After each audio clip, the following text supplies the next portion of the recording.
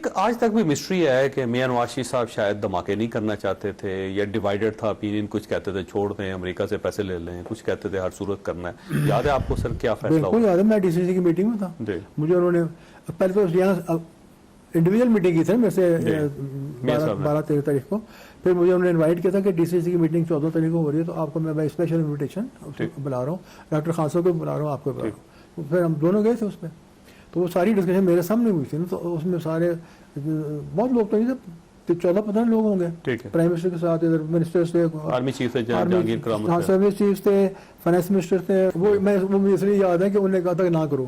سرتاج عزیز صاحب نے کہا، ہاں انہوں نے کہا امریکہ بہت سینکشن لگا دے گا، اکانومی خراب ہو جائے گا. انہوں نے اکانومی کا سوچنا تھا نا، تو انہوں نے کہا وہ پیسے بھی دے رہے ہیں تو لے لو. تو ہاں انہوں نے یہ کہا. خیر ہر سب کی بات ہے، نواز شریف بہت ڈیموکریٹک بندے ہیں، انہوں نے بالکل انڈیکیٹ نہیں کیا کہ ان کی اپنی مرضی کیا.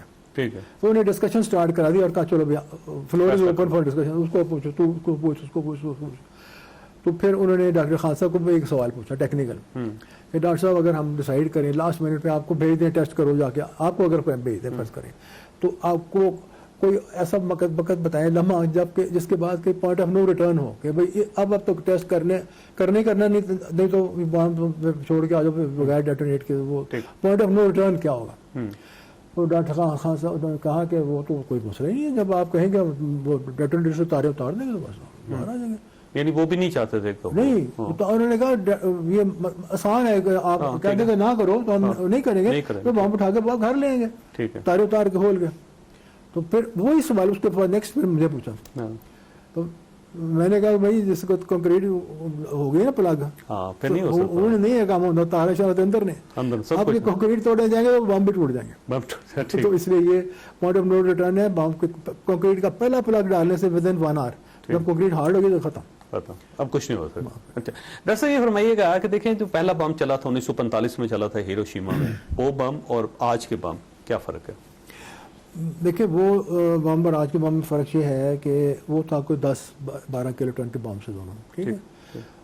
اس کا سائز تو تھا کوئی تقریباً 2 metre 3 metre 2.5 metre. Little boys عام جہاز سے گرایا تھا انہوں نے، اور عام جہاز سے گرایا تھا. وہ جیسے آپ کو C-130 بڑا جہاز ہوتا ہے، بوئنگ سے انہوں نے گرایا. اب بم کا جو آپ کا مینیچر جو آپ کا ہے، جو شاہین 1 میں لگتا ہے، جو بم اتنا سا ہے بالکل ہی، اس کی ییلڈ اس سے زیادہ ہے. تو ایک تو مینیچرائزیشن بہت اچھی ہو گئی ہے، بم کا ڈیزائن بہت امپروو کر گئے ہیں، ایفیشنسی ان میں بہت ہو گئی ہے. وہ جو اتنا سا لگتا ہے کہ ٹیکٹیکل ویپن میں وہ بھی بڑی بلا ہے، وہ 5-6 انچ کا ہے. تو وزن میں کتنا ہوگا ویسے؟ وزن میں وہ جو بڑے بم ہیں ہمارے 10-12 kg کے، ان کا وزن جو وہاں ہیروشیما والے بم سے اس سے تقریباً 115-120 آتے ہیں. ٹھیک ہے، بہت چھوٹے بم ہیں. تو کیونکہ مسائل سب سے چھوٹا ہمارا اگر بہت بارہ لگائیں گے مسائل کی رینج نہیں پھر ہوتی نا، you have to make it compact and light. اور آج اگر خدا نخواستہ یہ بم چل جاتے ہیں تو ہیروشیما سے 10 گنا 15 گنا 50 گنا زیادہ تباہی آئے گی. بہت زیادہ تباہی. تو وہ ڈیپینڈ کرتا ہے نا کہ اب اللہ نہ کرے گا یہ نوبت آئے، لیکن ہم لوگوں کو ڈرانا نہیں چاہتے، لیکن ہم لوگوں کو یہ بتانا چاہتے ہیں کہ ہمارے دشمن کو بتانا چاہیے، کیونکہ اس کے پاس ہے یہ کہ وہ ایسے جیسے اوپر لیڈرشپ اوپر ان کا ایسا کو انسٹیبل لیڈرشپ ادھر بیٹھے، تو وہ جب ان کا دل کرے اٹھا کے ہمارے سر پہ نہیں مار سکتے، کیونکہ اگر ایسے ماریں گے تو ان کا بھی اپنا سر پھٹے گا، ہم بھی ان کا سر توڑ سکتے ہیں. اس لیے ڈیٹرنس کے لیے بنایا. آخری میسج آپ مودی صاحب کو دینا چاہیں گے کیونکہ اس وقت وہ دیکھ رہے ہوں گے آپ کو. مودی صاحب بزرگ آدمی ہیں لیکن میرے سے عمر میں چھوٹے ہیں، تو I don't have to respect him like an elder, لیکن I do respect him as a head of neighbouring state, ہمارے نیبر ہیں.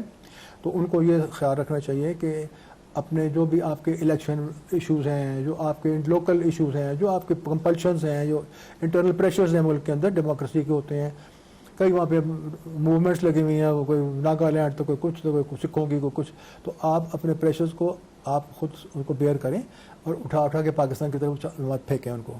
اور اس فرینزی میں پھر جب آپ کا پریس آ جاتا ہے، آپ کی میڈیا آتا ہے، تو پھر آپ بات بڑھ جاتی ہے اور آپ بھی لمٹ کراس کرنے کی کوشش پھر کریں گے.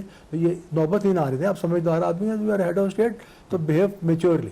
کیونکہ ادھر اس طرف جو بیٹھے ہیں نا، یہ بھی بڑی فائر برانڈ قوم ہے. یہ مارشل ریس بیٹھی ہے ادھر وہ پینسل کاغذ والے بندے نہیں بیٹھے, ادھر مارشل ریس بیٹھی ہے, جو پورے برٹش آرمی یہیں سے ریکروٹ ہوتی تھی. تو سیکنڈ ورلڈ وار بھی انگلینڈ نے ادھر سے ہی لڑی ہے بیٹھ کے. تو یہ جو قوم ہے, اگر اس کا دماغ خراب ہو گیا تو پھر آپ کی شامت آ جائے گی. ڈاکٹر صاحب آپ کا بہت بہت شکریہ. فیصل آپ نے گفتگو سنی, فیصلہ آپ نے خود کرنا. اللہ تعالیٰ آپ اور آپ کے اہل خانہ کو ہر قسم کی مصیبت سے محفوظ رکھے. اللہ حافظ اینڈ پاکستان زندہ باد.